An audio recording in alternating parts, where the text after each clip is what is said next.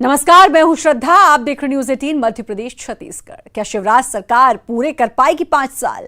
क्या कांग्रेस फिर लौटेगी सत्ता में? क्या होगा बीजेपी में सिंधिया का हाल? उपचुनाव के नतीजे लिखेंगे सूबे की तकदीर। चुनाव की तारीखों का ऐलान भले ही ना हुआ हो, लेकिन सियासत शुरू हो गई है। किसने कहां कितना दम दिखाया है, किसकी वजह से कौन बगावत के मूड में आया है, चुनावी चकल्लस में हर दिन दिखाएंगे आपको। कहां है घमासान की तैयारी, कहां है किसकी दावेदारी, जनता का दिल जीतने की लड़ाई में कौन है किस पर भारी। अपने हुए पराए, पराए हुए अपने, इधर से उधर और उधर से इधर। उपचुनाव से पहले फिर चली है क्या दल बदल की हवाएं, नेताओं की तोड़फोड़ की एक के बाद एक सामने आ रही तस्वीर। पहले बीजेपी में एक मुश्त कांग्रेस के 25 विधायक गए, तो अब बीजेपी के घर में कांग्रेस की सेंध मारी। बीजेपी से कांग्रेस का रुख करने वालों में पहली एंट्री प्रेमचंद गुड्डू की थी। मालवा की महाभारत के बाद ग्वालियर चंबल में सतीश सिकरवार ने कांग्रेस में शामिल होकर बीजेपी खेमे में मचा दी खलबली। और अब बुंदेलखंड में बीजेपी की पूर्व विधायक पारुल साहू ने हाथ का साथ लेकर 28 सीटों के इस मुकाबले को और रोमांचक बना दिया है। देखिए खास रिपोर्ट, बीजेपी से कांग्रेस में और कितने।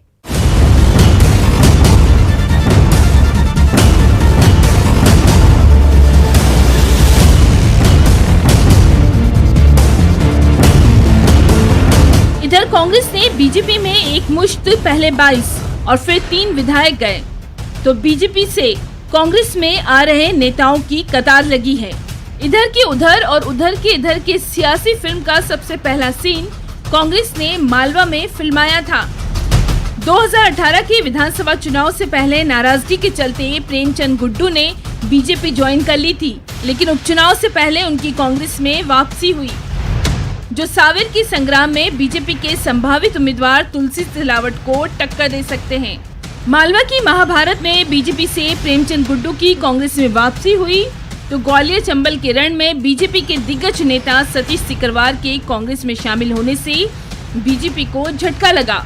और अब नेताओं की तोड़फोड़ की सबसे ताजा तस्वीर सुर्खी से, जहां बीजेपी की पारुल साहू ने थामा है कांग्रेस का दामन।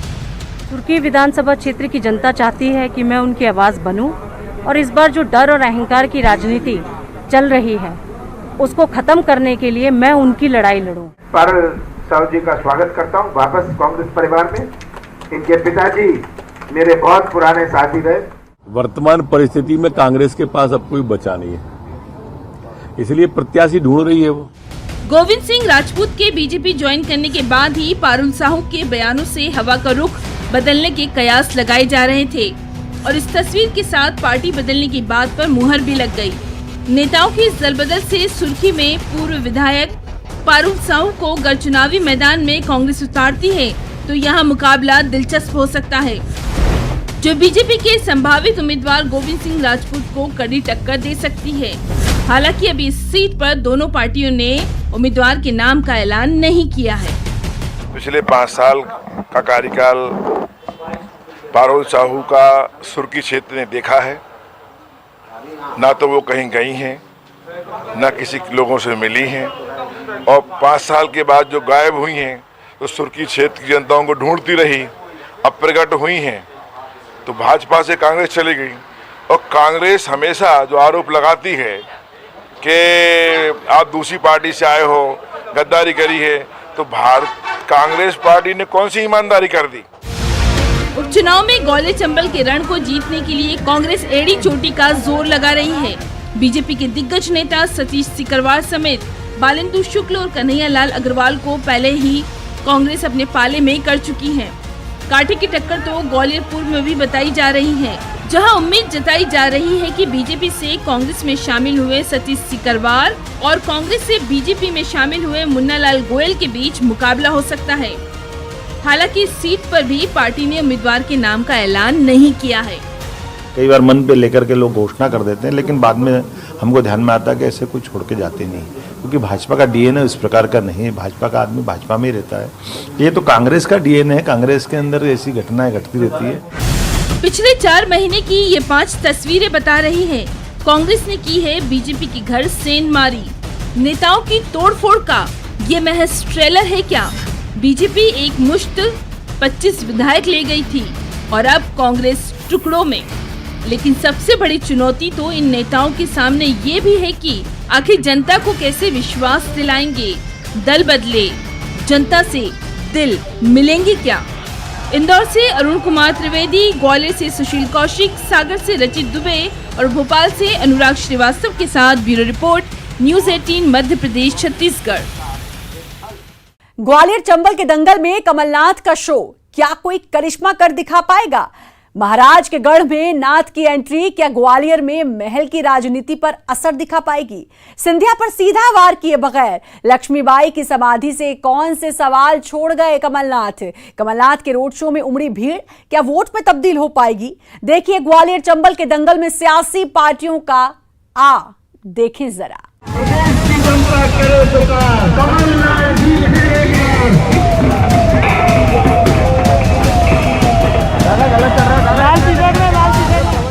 कमलनाथ का ग्वालियर चंबल दौरा, महाराज के गढ़ में नाथ, क्या कांग्रेस का माहौल बनाकर गए हैं? क्या कमलनाथ का ये ग्वालियर दौरा वहां कांग्रेसियों के लिए बूस्टर डोज बन पाएगा? यूं देखिए तो कमलनाथ के इस दौरे में उनका रोड शो किस मार्ग से होकर गुजरेगा? सिंधिया का इलाका कहे जाने वाले ग्वालियर चंबल में कमलनाथ कब क्या बोलेंगे, ये पूर्व नियोजित तो था ही, लेकिन इस तरह से तैयार किया गया था कि ये दौरा ग्वालियर चंबल के वोटर के जहन में सवाल खड़े करके जाए। पहले दिन लक्ष्मीबाई की समाधि पर कमलनाथ के रोड शो का समापन, लक्ष्मीबाई ही क्यों आखिर? जाहिर है यहाँ भी कमलनाथ इतिहास में ले जाकर सवाल छोड़ रहे थे। सिंधिया पर हमला नहीं बोला सीधे, लेकिन इशारों में सब कुछ कह दिया। मैंने ग्वालियर चंबल की विकास या राजनीति में दखल नहीं दी, ये सिंधिया करते थे। पहले माधवराव सिंधिया और तब उसके बाद ज्योतिरादित्य सिंधिया। तो आज मुझे इस बात का दुख है कि ग्वालियर की जनता ने इतने साल नहीं पहचाना कि कितना पिछड़ गया हमारा ग्वालियर शहर। सिंधिया शिवराज ने ग्वालियर चंबल के दौरे में कमलनाथ सरकार को जिन मुद्दों पर घेरा, कमलनाथ ने ग्वालियर चंबल के ही दौरे में उन्हीं पर पलटवार किया। इन्वेस्टर मीट, कितने 50,000 करोड़ 1 लाख करोड़ का इन्वेस्टमेंट आ रहा है। मध्य प्रदेश में किसी को विश्वास नहीं, क्योंकि ये नाटक सब समझते हैं, जो निवेश लगाने वाले ये सब समझते हैं। किसी को विश्वास नहीं। मध्य प्रदेश की पहचान माफिया से, मध्य प्रदेश की पहचान मिलावट से, मध्य प्रदेश की पहचान भ्रष्टाचार से, नंबर 1 इन भ्रष्टाचार।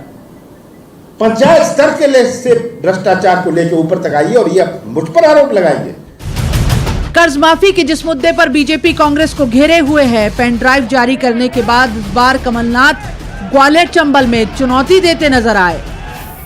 हमने 26 लाख किसानों का कर्जा माफ किया, कितनी बड़ी चुनौती थी। 53 लाख किसान, अभी कोई किसान आते हैं आपके मीडिया में, हमारा कर्जा नहीं माफ हुआ, उससे पूछिएगा कितने खाते हैं तुम्हारे, किस चीज का कर्जा था। मैं 26 लाख किसानों का नाम, टेलीफोन नंबर, गांव का नाम आपको देने को तैयार हूं। तो ग्वालियर चंबल की उपचुनाव वाली 9 सीटों के ऐलान के बाद कमलनाथ का ये दौरा कई सारे सवाल भी छोड़ गया है। क्या रोड शो में उमड़ी ये भीड़ कांग्रेस के वोट की तस्दीक बन पाएगी? मुकाबले में तो सिंधिया शिवराज की जोड़ी यहाँ कई 100 करोड़ की सौगात देकर गई है। क्या कमलनाथ के इस दौरे से ग्वालियर चंबल में महल से छिटकी राजनीति को ऑक्सीजन मिल पाएगा? कांग्रेस के लिए ग्वालियर चंबल में बड़ी चुनौती ताकत के साथ एकजुट होकर खड़े होने की भी है। क्या कमलनाथ उसमें कामयाब हुए हैं? ग्वालियर में सुशील कौशिक के साथ bureau report, news 18 Madhya Pradesh Chhattisgarh. चुनावी चकल्लस में अभी सियासत के कई दांव देखे जाने बाकी हैं। करिए सिर्फ थोड़ा सा इंतजार, हम हाजिर होते हैं इस छोटे से ब्रेक के बाद। चुनावी चकल्लस में आपका स्वागत है। इन दिनों बेरोजगारी के मुद्दे पर एमपी में सियासी पारा चढ़ा हुआ है। इस मुद्दे को उपचुनाव में कोई भी पार्टी अपने हाथ से जाने नहीं देना चाहती। फोकस पर है युवा वोटर। युवा वोटरों को साधने की कवायद में सियासी दल जुट गए हैं। भारतीय जनता युवा मोर्चा स्वाभिमान यात्रा के साथ उपचुनाव के मैदान में उतर गई है। युवा मोर्चा बेरोजगारी के मुद्दे पर तत्कालीन कमलनाथ सरकार पर कर रही है वार, और इधर कांग्रेस भी इस मुद्दे पर हो गई है आक्रामक। आप भी देखिए बेरोजगारी पर सियासी वार।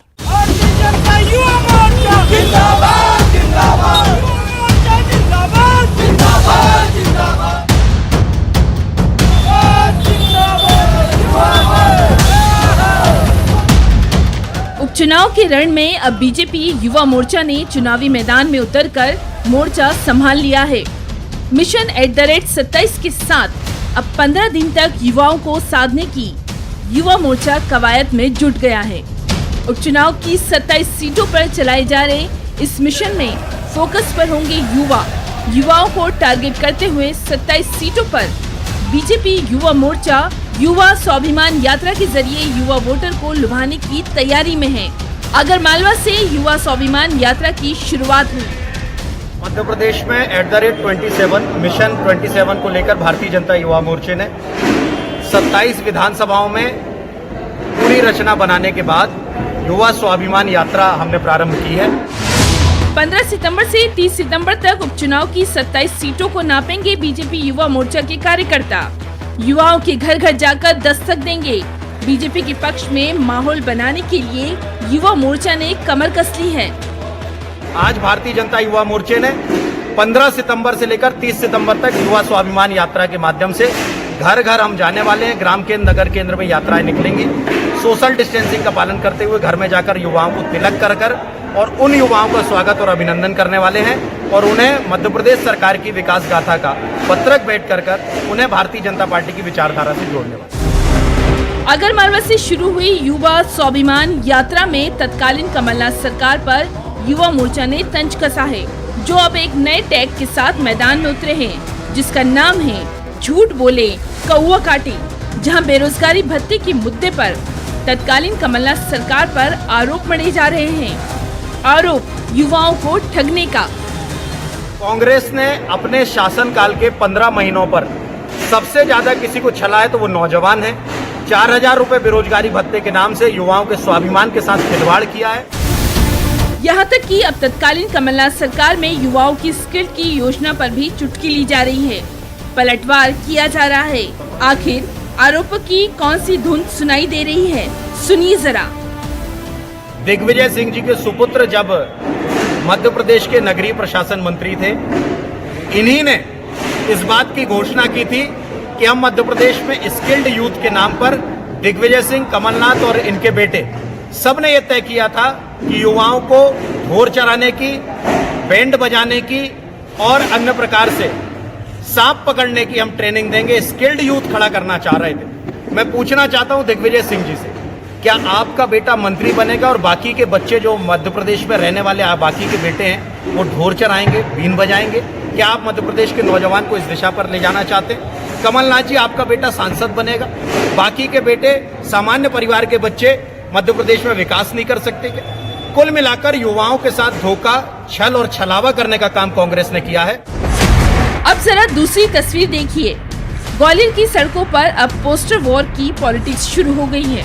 ग्वालियर चंबल के दंगल में बीजेपी युवा मोर्चा पोस्टर के जरिए तत्कालीन कमलनाथ सरकार पर निशाना साध रही है, जिस पर भी बेरोजगारों को 4000 रुपए महीना देने की बात पर सवाल दागे गए और पोस्टर पर चस्पा है झूठ बोले कौवा काटी। वहीं कांग्रेस इन सारे आरोपों को निराधार बता रही है, बल्कि वो तो बिकाऊ कितने टिकाऊ मुद्दे के अपने हथियार से बीजेपी पर वार कर रही है। मध्य प्रदेश में भारतीय जनता युवा मोर्चा प्रदेश में युवा स्वाभिमान यात्रा निकालती है।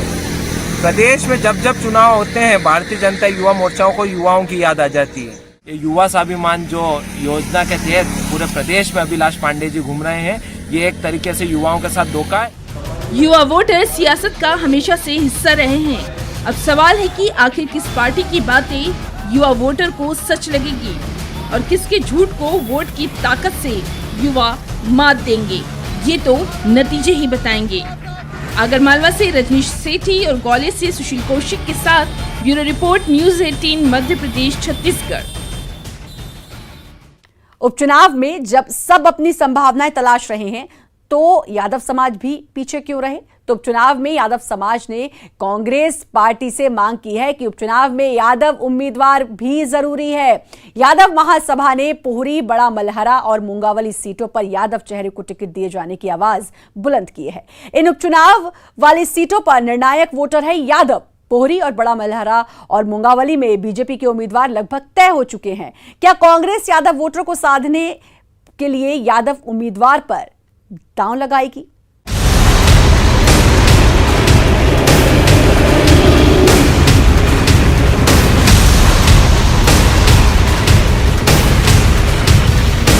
पोहरी विधानसभा सीट पर 27,000 के लगभग यादव वोटर। बड़ा मलहरा में यादव वोटरों की तादाद 51,000 के पार और मुंगावली में यादव वोटर 50,000 की तादाद में। यानी ये तय मानिए कि ग्वालियर, चंबल और बुंदेलखंड की इन 3 सीटों पर यादव वोटर के रुख से ही तय होगी जीत हार। क्या ये आत्मविश्वास इसी बात का है कि भोपाल में यादव महासभा ने बाकायदा बैठक बुलाकर ये तय किया कि जब निर्णायक वोटर हमारा तो उम्मीदवार हमारे समाज का क्यों नहीं। समाज का ऑफर ये है कि अगर पार्टी इन 3 सीटों पर यादव उम्मीदवार उतारती है तो 27 विधानसभा सीटों पर यादव समाज कांग्रेस के पक्ष में माहौल बनाने का काम करेगा। साथ में समाज की ये चेतावनी भी कि अगर यादव समाज की उपेक्षा की गई तो खामियाजा भी भुगतना पड़ेगा। यादव समाज के प्रदेश महासचिव शेर सिंह यादव और जिला अध्यक्ष राम स्वरूप यादव ने कहा कि उन्होंने यादव समाज की भावनाओं से पीसीसी चीफ कमलनाथ को अवगत करा दिया है। साथ ही कांग्रेस के पूर्व प्रदेश अध्यक्ष अरुण यादव और पूर्व मंत्री सचिन यादव से भी यादव समाज को प्रतिनिधित्व देने की मांग की है। अभी बैठक हुई हम लोगों की यादव समाज की, ये तय किया गया है, आदरणीय कमलनाथ जी से भी कहा गया है और मांग कर रहे लगातार कि आप यादव समाज को टिकट दें, क्योंकि यादव समाज का आप यही पोहरी विधानसभा नहीं, मुंगावली में भी यादव समाज बहुत भारी संख्या, बड़ा मलेरा में, और 27 सीटों में ऐसी कोई सीट नहीं है जहां पर यादव समाज की 10-12 हजार से संख्या कम हो। इसमें कांग्रेस ने अनदेखी की तो शायद इसका उनको भुगतान करना पड़ेगा, उसका नुकसान उठाना पड़ेगा उनको। इसलिए हम बार बार उनको जो है डेलीगेशन लेकर और मिलती हैं। आज भी हम मिले अरुण यादव के साथ में और उनको पूरी स्थिति से अवगत कराया गया है। उपचुनाव में यादव चेहरे को उम्मीदवार बनाने की मांग पर कांग्रेस की दलील की पार्टी सत्ता और संगठन में यादवों को महत्वपूर्ण जिम्मेदारियां मिलती रही हैं। पिछली कांग्रेस सरकार में 3 यादव चेहरों को मंत्री बनाया गया था। ऐसे में यादवों की उपेक्षा कांग्रेस पार्टी में होती ही नहीं। पार्टी प्रवक्ता अजय सिंह के मुताबिक सर्वे में जिस सीट पर यादव चेहरा जिताऊ उम्मीदवार के तौर पर निकल कर आएगा उसे टिकट दिया जाएगा।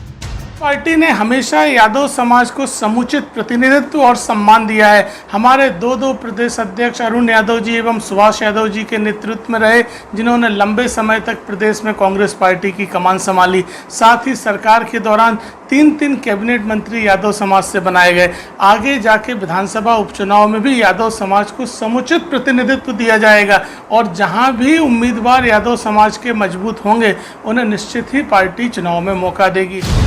बीजेपी ने यादव महासभा के कांग्रेस से टिकट मांगने पर कहा है कि असल में ये मांग भी पार्टी की गुटी राजनीति का हिस्सा है। बीजेपी का दावा कि जातिवाद के सहारे उपचुनाव में उतरने वाली कांग्रेस को जनता सबक सिखाने का काम करेगी। जातिवाद के नाम पर अरुण यादव जी की गुटी राजनीति का दबाव मात्र है और ये इस प्रकार की राजनीति कांग्रेस के अलग अलग धड़ों में, अलग अलग गुटों में हर प्रकार से चल रही है और यही कारण है कि जो बाकी टिकट हैं ये घोषित कर नहीं पा रहे और जो 15 टिकट घोषित किए हैं उसमें कांग्रेस के नेता ही सड़कों पर विरोध करने के लिए उतरे हैं। बहरहाल कांग्रेस में उम्मीदवारों की पहली सूची जारी होने के बाद बढ़ रहे विरोध के बीच यादव चेहरे को टिकट देने की मांग से कांग्रेस की नई मुश्किलें बढ़ गई हैं। देखना ये होगा कि कांग्रेस पार्टी उपचुनाव से पहले उठ रहे विरोध के डैमेज को किस तरह से कंट्रोल कर पाती है। भोपाल में अनुराग श्रीवास्तव के साथ bureau report, news 18 Madhya Pradesh, Chhattisgarh. और चुनावी चकल्लस में फिलहाल इतना ही, लेकिन बाकी खबरों के लिए लगातार बने रहिए न्यूज़ 18 मध्य प्रदेश छत्तीसगढ़ के साथ।